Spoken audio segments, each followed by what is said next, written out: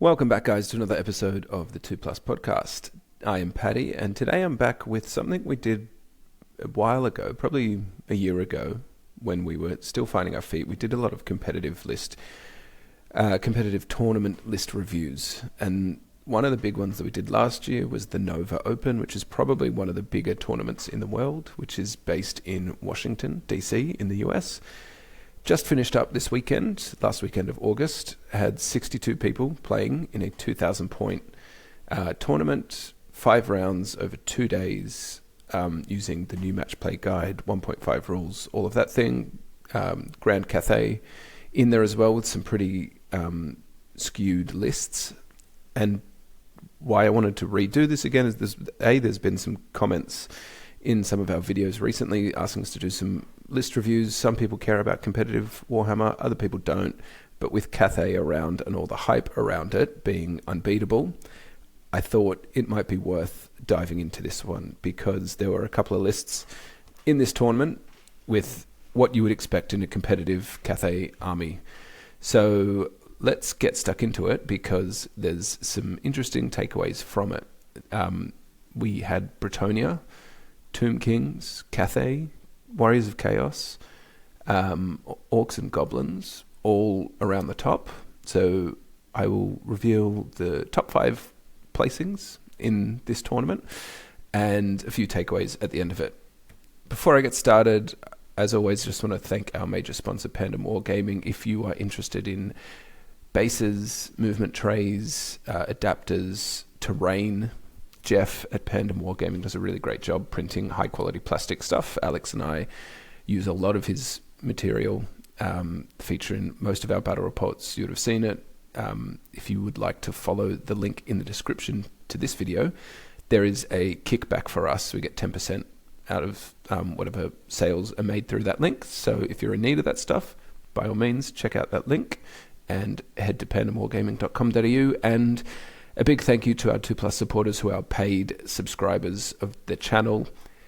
We are up to, I think it's about 12 or 13 now, which is incredible and goes a really long way. So thank you to everyone who's been there from the start and for the new ones that have jumped on board recently.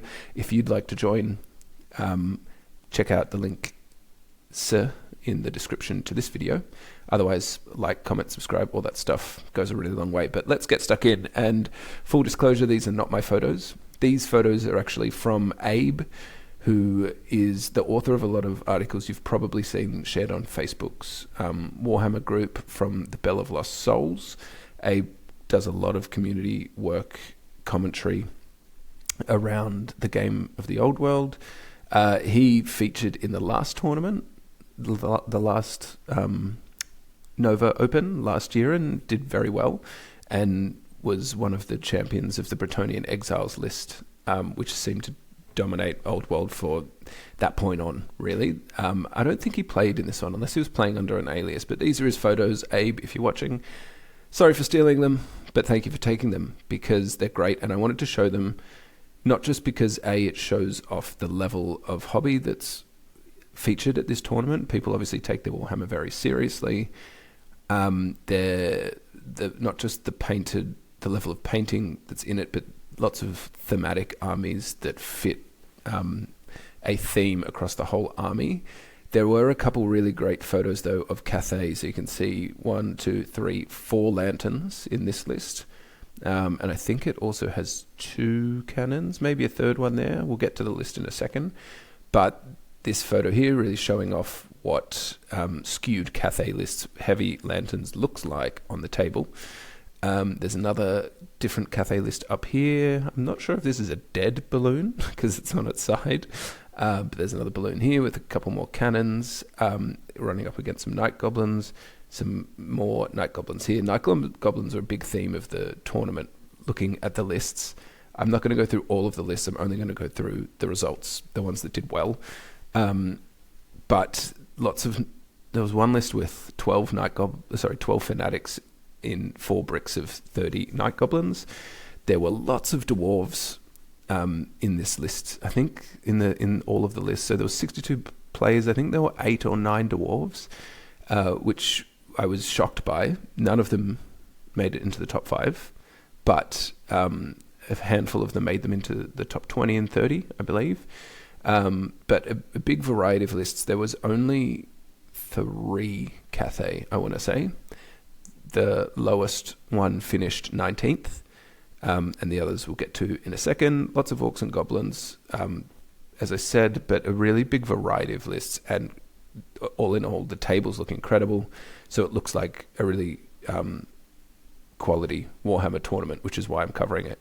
Apart from that, it also features a lot of the people. I'm not going to go as far as saying they're really good players, because I think that's a bit of a grey area in Old World. I don't think people that win are always necessarily fantastic strategists or whatever. Sometimes they're playing the most powerful lists. But in saying that, this tournament features, if you go over to oldworldrankings.com, shout out Gomo from the Old World Fanatics. He's put a great website together that keeps track of results of tournaments. This tournament, now that it's finished, those points have been registered, and I think 8 of the top 10 in the US were here. So they are either people that are very good at the game, play a lot of the game, or play the best lists and know how to find and write the best lists. So there's something in there worth exploring, I think. But without further ado, let's get stuck into the best performing lists. So we'll start off with 5th place, and this is Bretonnia, Errantry Crusade. This is Egbert Stolk. Sorry if I'm pronouncing that incorrectly, but Egbert, soft T, hard T, not sure. Egbert finished 5th. He went 4 wins and a loss, and he lost to a Chaos list that had a Chaos Dragon and a Warpfire Dragon in it with a Demon Prince running around. Dragons are kind of the predator of Bretonnia. I mentioned in my previous video that gunlines are also a key predator of Bretonnia, but stomps are what kills Bretonnia in my eyes. That's how I've killed Dukes. I don't often beat Bretonnia, but their Pegasus lords and characters are very hard to catch. But if you catch them with dragons and they don't monster slayer you, then you get to hit back with D6 stomps that wound on 2s with AP2.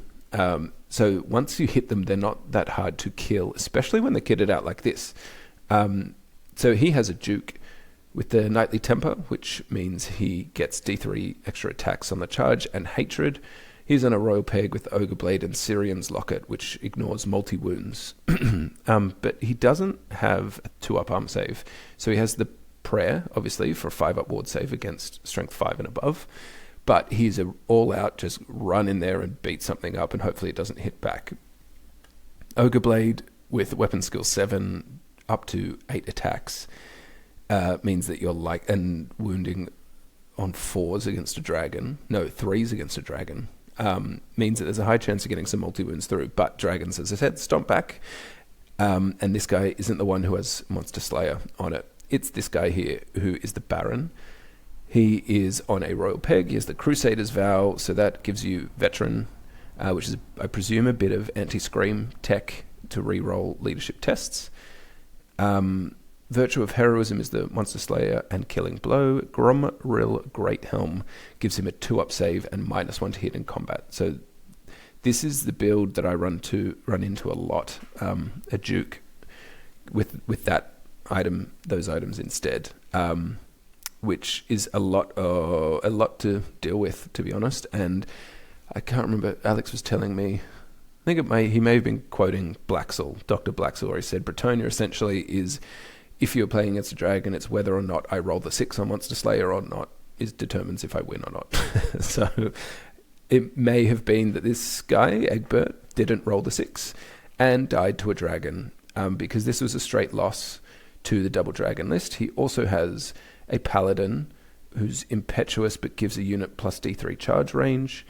Is a battle standard bearer, has a charm shield and 2 obsidian lone-stone. So he is likely, you'd think, going into a unit of pegs, which is down the bottom there, the 5 Pegasus Knights, giving them magic resist 2, extra charge range. I don't know which one of these characters are going in there. Maybe none of them do, but it might just be a bit of a hammer unit. Who knows?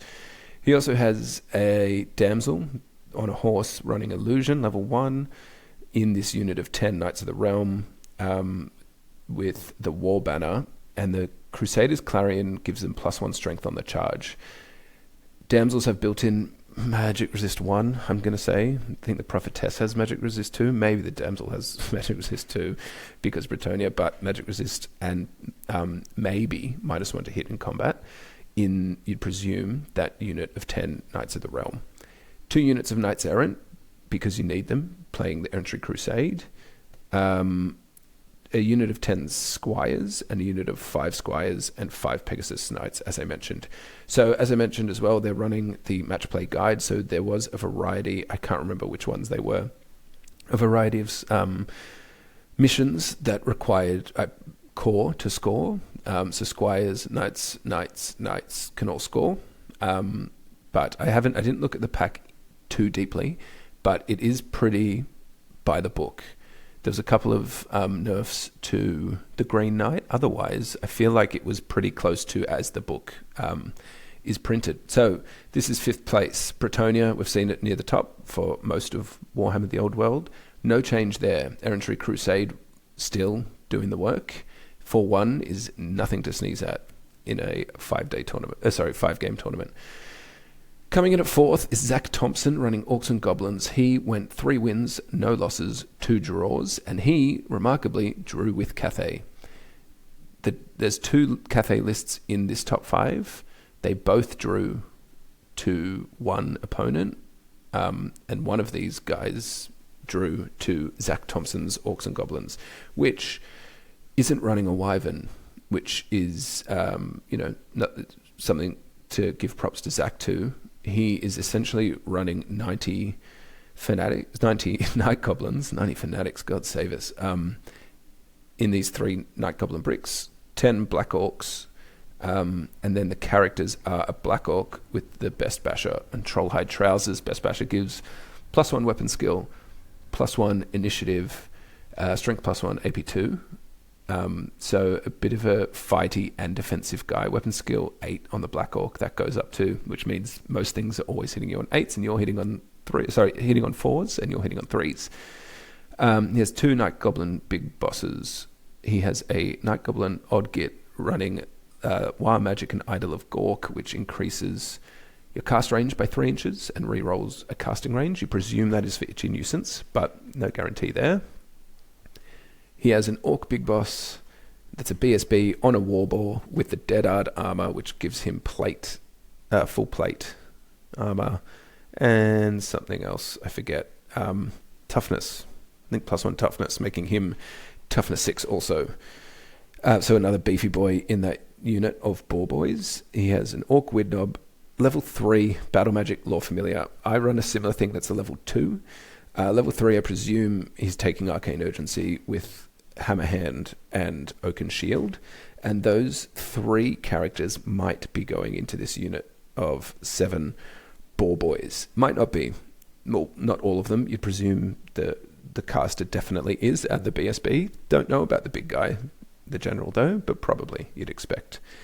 So that is a big stonky unit of Boar Boys, 90 Night Goblins with Fanatics, and then the part that I think probably with the Fanatics helps him draw with Cathay is the 2 Doom Divers, 2 Goblin Rock Lobbers, and 2 Bolt Throwers.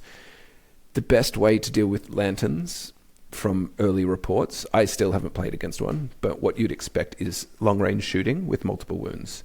It is only toughness 5. It does only have a 4-up armor save. So if any of those things get a direct hit, or if the bolt throwers hit, then they are going straight through the armor and dealing multiple wounds to it. So a couple of lucky shots and you can bring it down. When you're shooting 6 times, so 2 bolt throwers, 2 doom divers, 2 goblin rock lubbers, that odds are that you're going to roll 2 direct. Oh, sorry, that's not true. You'd expect 2 of these to hit, whether that's your bolt throwers or doom divers, which are more accurate as well against large targets. So that would at least keep them away. It might even be able to kill them. But I think that's kind of key. Orcs and goblins have the opportunity to bring a lot of artillery. They can bring 2 more bolt throwers in this list as well. So that would give them even more firepower as well. The other draw, I'm trying to remember. I've forgotten who else he drew with, but nonetheless, the important one was that he drew with Cathay. So Zach coming in 4th there, undefeated. The other one is a familiar name came in third, Phil Carl. He has been around from the very, very start. Phil was one of the first people we did a list review of, going back almost 18 months now. And his list is pretty similar to what it was 18 months ago. He has 2 dragons, 2 necros.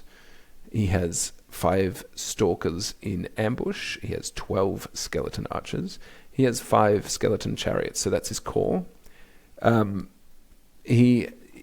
am not 100% sure how he plays his high priest with illusion. You definitely think he takes crystal column. I know that. I've watched one of his battle reports on Warhol. Crystal column, miasmic mirage, you think the given. I want to think that he is taking spectral doppelganger and serpent stuff, slapping people in the face with it. But Alex, the other half of this pod, says it's definitely glittering robe, which tells you a lot about how Alex and I like to play Warhammer. I like to slap people with the serpent stuff. Alex likes to put glittering robe on. And I think Phil is a bit of the same player. He's a bit of a control player. And his tactic is generally to stall you and then beat you on combat res and unit strength, so you break and he runs you down. That's what I think he's said he does with this list. Necrosphinxes are incredible. The Tomb King on the Dragon is incredibly durable with Armor of the Ages and Talisman of Protection, with obviously resurrecting wounds or regenerating wounds. And the Wizard is on another dragon, so with a 5+ ward save as well. So no doubt a very strong list. He has core that can score, that's maneuverable, you can bring back from the dead. And the Necrosphinxes are Necrosphinxes. He used to run 2 Scorpions. Can you bring 3 Scorpions? I can't remember.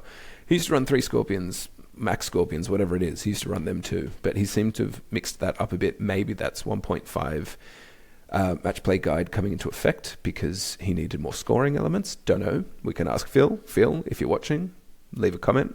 Let us know how you were playing this list. Phil's done very well. I think he may have been the 2nd ranked player in last season in the US, maybe even the world. Can't remember. He's very, very prominent on the old world scene online and in the US. So Phil coming out 3rd there with 4 wins and a loss. Interestingly, he lost to Cathay. He's one of 2 of these top 5 to play the other Cathay lists, which I think is really interesting. But nonetheless, well done to Phil. And moving on to our 2nd place, which is the first Cathay list, which we're going to review. This is the one that drew with Orcs and Goblins that I mentioned a couple of lists ago. So this one, and spoiler alert, the next list is Cathay as well. But there are some subtle differences here and would be really interesting to look at. But first of all, so Kevin went 4 wins and a draw. So undefeated, came 2nd, only barely, was tied with the first place person going into the final round, and drew with Orcs and Goblins in the final round to come 2nd. He's running a Lord Magistrate on a Sky Lantern with the Iron Hail guns, Dragonfire bombs, Sky Lantern bombs, 5+ armor from Meteoric Iron, and a Talisman of Protection. So 10 wounds, guaranteed, 5+, 5+, maybe a 4+, 5+, with all the trimmings.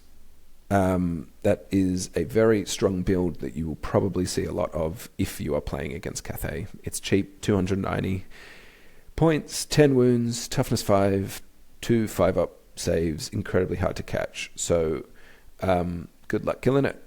He has a Shigengen, sorry. I don't know how to say that properly. I know it's been a while. I've heard a lot of people complain about it on YouTube, but I've never actually seen someone say unequivocally, this is how you say it. Shigengen Lord, who's a level 3. It has Law of Yin and Elementalism. I presume it's Elementalism. Don't know, but he has the Monkey King's Wisdom, which is an expensive weapon. 75 points, Strength 10, AP 4, multi-wound, D3, strikes last, magical attacks. And the Learned Feng Shui Bow gives you an extra spell. You can only still cast 3, though, being a level 3. But this guy slaps, obviously, with Monkey King's Wisdom. You get that off on anything, you're dealing some damage. So The Shigangan Lord, I'm not convinced by. I know there's lists running around. Obviously, if you take multiple of them, sure. Most of the time, that means it's good. If it's near good and you take lots of them, they tend to get better. But the lack of mobility with it being monstrous, I believe it's monstrous creature or whatever it is, it's not skirmish. I know that much. And it's kind of in this weird spot of being a caster and a fighter guy, but not necessarily fantastic at both. Regardless, it's what Cathay can take at the moment, and this looks like an okay version. He has 10 Jade Lancers in ambush drilled with the champion, who remarkably can take the Alchemist's Mask. I only just found this out by looking at this list, which is the bound 3, I think it is, it might be bound 2, Plague of Rust spell, bound item, which is just ridiculous to me that a champion can take that. Forget about the Sky Lantern. How the hell can a champion take an item that good?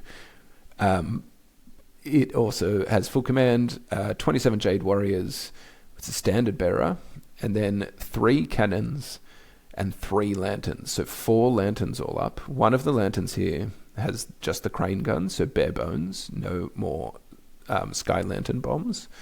And the other 2 have the Dragonfire bombs and Sky Lantern bombs. So that is 4 balloons. A lot of people thought this day wouldn't come, including Alex and I, said it wouldn't happen before Christmas. Here we are in September, and we've got 4 painted balloons on the board. I don't know how much they cost in the UK or the US where this tournament was, but in Australia they're over $200. So that is $800 more. Let's call it $1,000 because it's probably $225, $900 for 4 units. That is just bizarre. It's so much money. So good on you to Kevin. He took out second place, did very well. I think this is an iteration of the list about as strong as you can get. 3 cannons, 3 lanterns. He's gone for 4, and I think you're going to be fine. You're going to be very hard to beat with 3 cannons and 3 lanterns. He has a good mix of scoring as well with the Jade Lancers and Warriors. The core doesn't do a lot of damage, but it's pretty sturdy. So good scoring units there. As I mentioned, drew with Orcs and Goblins there, so a little bit of a door opening there of how you can maybe beat this list. But let's move on to our first place Cathay list. So this is Andrea Nini. He is running Cathay. He went 4 wins, no losses, and a draw, and he drew with that double dragon list that beat Bretonia. I forget his name. I can't remember, but he was in and around it and smashed Bretonia, and then drew with this, but couldn't get into the top 5 or podium. He had a weird loss. I can't remember who it was to, but ended up going 3-1-1, which wasn't good enough to make the top list. But well done to that player. I've forgotten your name. Sorry. If it's you, give us a comment, say hello. But let's get into the Cathay list. He has a Lord Magistrate on a lantern with Iron Hail guns. No, that's the one they get, and Dragonfire bombs with Sky Lanterns. Alchemist Mask on this one, so this is that Plague of Rust spell, and a Talisman of Protection. This is probably the more common build I think you'll find, because a 4-up save into a 5-up ward is probably enough with 10 wounds. I don't think you need the Meteoric Iron, and I definitely think most armies will have the Alchemist's Mask. It's just too good of an item. But he also has a Shigangan general running High Magic with the Burning Blade. I believe it's running High Magic. I don't know if it's a Law of Yin. That's how this was submitted. I don't know if they can take 2 laws, but you guys can tell me. Alex and I are very big on Drain Magic in this edition. A level 1 running High Magic, all you've got to do generally is get it off once. It's so hard to dispel. It's a 10, so your opponent needs to roll an 8 with... it's a 9 to cast, so a 10 to dispel. With a level 2, someone needs to roll an 8 on the dice, which just isn't going to happen very often. I think it's maybe 40% of the time, probably less, to dispel, and the impact it has is massive. So that guy, which is, I presume, just situated in or behind the Jade Warriors, is just putting out a 24-inch bubble of magic resist 2, essentially, but on everything, not just targeted spells. So I think there's a lot of value in that for all armies that can take High Magic, and I'm considering doing that in Wood Elves for sure. This part I love, which is the Shigengen Lord, which is a level 4, running Illusion, I'm going to say, not Law of Yin, with the Monkey King's Wisdom, which is the weapon the other list had, and then Learned Feng Shi Bow, which the other list had as well. So this gives the caster 5 spells in Illusion. You're hoping, I presume, he's trying to Spectral Doppelganger with a Strength 10, AP 4, multiple D3 wounds item. If he's doing that, then Andrea, you're a beast, and I love it, and I'll be happy to cop bloody, what would that be? Upwards of... So if he spikes on all 4, on the dice, let's say he rolls 12 hits with Spectral Doppelganger, wounding on 2s, 12 2s, failed 12 armor saves, spike the D3 wounds, it's a possible 36 wounds. Which is amazing. It's never going to happen, but I'd love to see it. And it'd be a shame if that's not what he's trying to do and he's actually just running Law of Yin.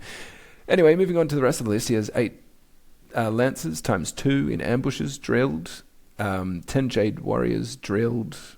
Icon of Heavenly Fury is the no-fly single-use item for 35 points, which is very, very good. Stalling your opponent.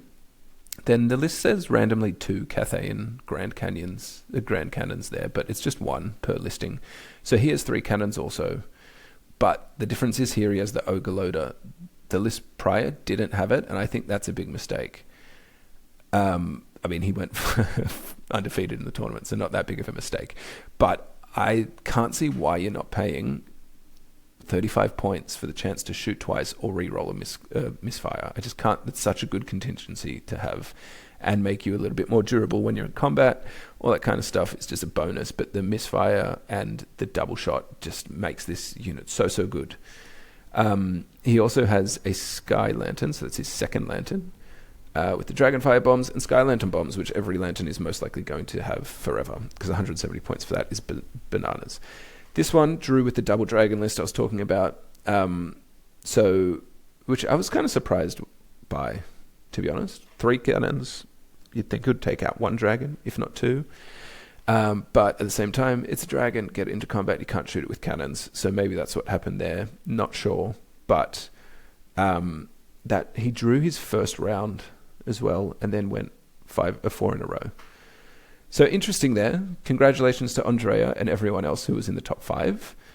Some very, very strong lists, but there's some pretty key takeaways, I think, that are interesting out of all of this. I think Cathay is answering the hype, particularly when you skew to heavy lanterns plus heavy cannons. There's not much more you can bring, except for core that can score pretty well, and then cannons that...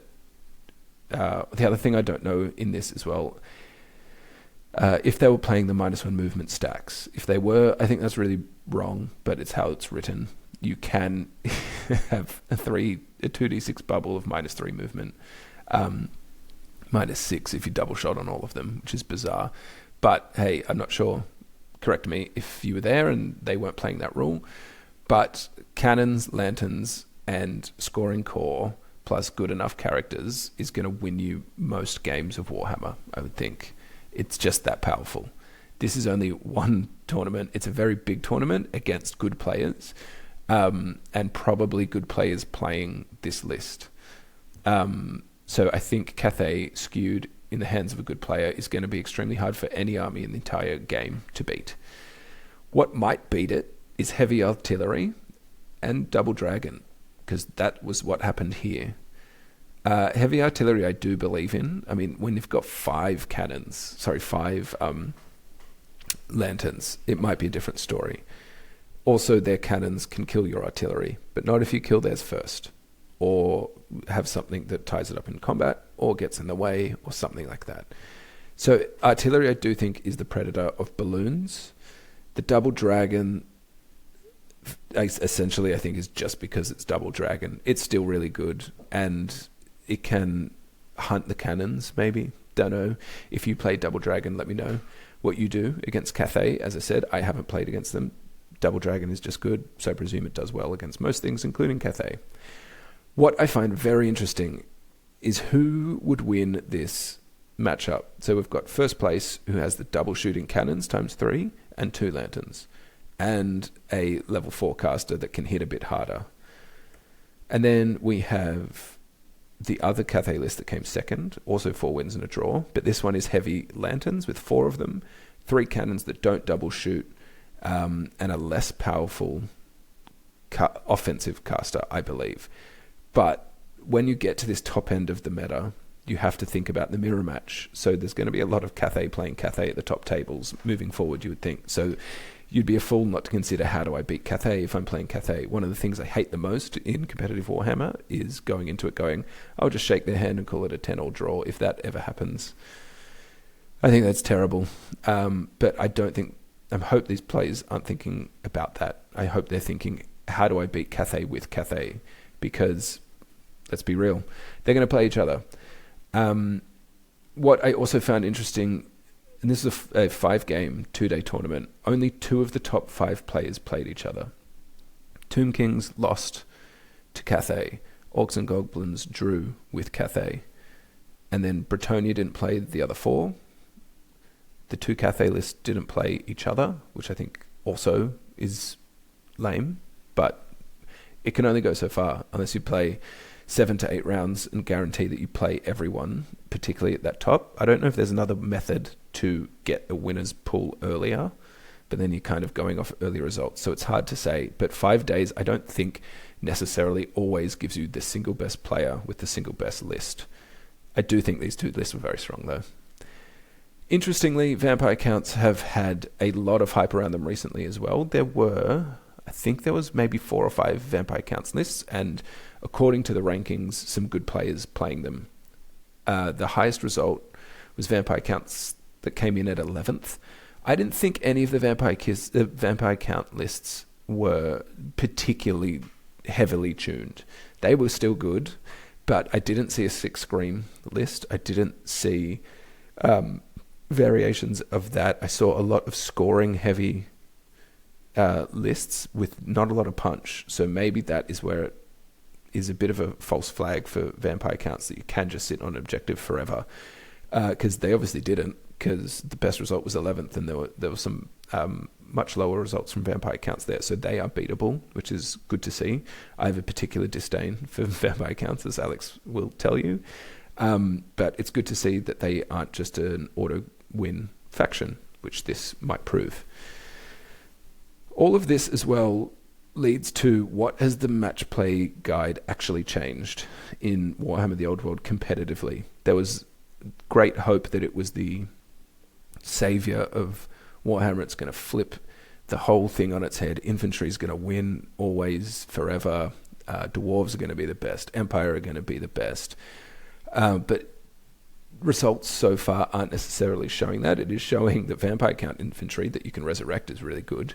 It is showing that Bretonnia's cheap infantry peasants that you can take en masse, that have extremely efficient special rules, are very good. What it might be showing, though, is that the old power is still there. So you've still got Bretonnia, you've still got vampire counts, you've still got Tomb Kings, you've still got any army with a dragon, just some are better because they can score better. And then you've got Cathay. Those lists are all still at the top. I think we're not moving away from Tomb King, vampire counts, Bretonnia, Cathay, plus dragons. That's still at the top. Not in necessarily that order, but if you're a Wood Elf player who has a dragon, you're not going to be there very often in these like hyper competitive events. Your Orcs and Goblins here performed very, very well, which I'm impressed by. I think they have outs, but I think they fall short at the heaviest of skews. I don't think... So Empire, you've got Nuln, which is not what people were excited about 1.5 about. It's probably the best gun line in the game, which would be able to take care of things maybe like Lanterns and Pegasus and the like, but will fail against dragons who eventually just get through, and once they're through, they collapse. So, interestingly, I don't know how much the new edition is changing this top end of Warhammer the Old World. I think socially it's done fantastic things, and I think it is a way better game when it's played in that ideology, if you want to say that. But when you're getting hyper competitive, I don't know if that's really that much different or better. I think the strong stuff is still really strong. Dragons are a little bit weaker, but the rest is still really strong. So anyway, that's my take of it all. Interested to know what you guys think. If you've liked this video, please like, comment, subscribe. Chuck a comment in. Let me know what you think of the lists. If you were there particularly, tell me what you think of the tournament. How are you enjoying the old world? If you're keen to support us further, jump on our Patreon, YouTube membership, jump in our Discord. It's free. Come say hello, and we will talk old world forever. But I will catch you next time, guys. I'm Paddy for 2plus. I will see you for the next 2plus video.